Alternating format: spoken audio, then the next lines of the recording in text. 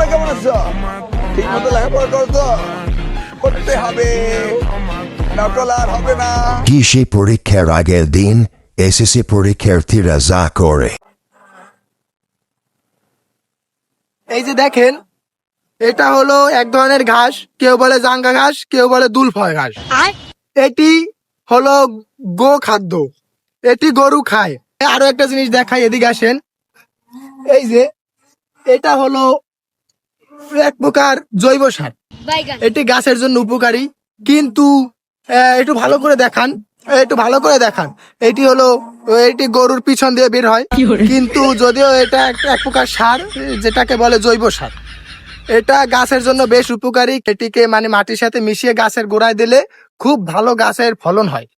এই যে এখন আমরা যাচ্ছি গাছে সার দিতে। এই যে দেখেন, এই যে দেখেন, এই গাছটা একটু দেখাও।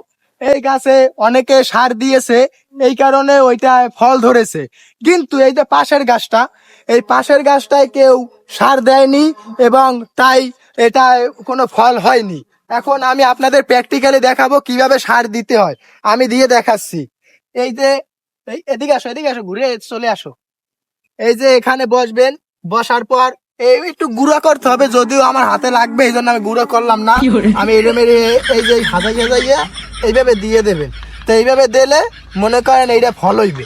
তাই এনে একটু বৃষ্টি পড়লে এটা গলিয়ে যাইবে, গলিয়ে গেলেই এটা ফল হইবে। এইরকম ফল হবে, এইরকম। এই রকমের ফল হবে। এরকম ফল হলে এটা খেতে অনেক সুস্বাদু, অনেক মিষ্টি।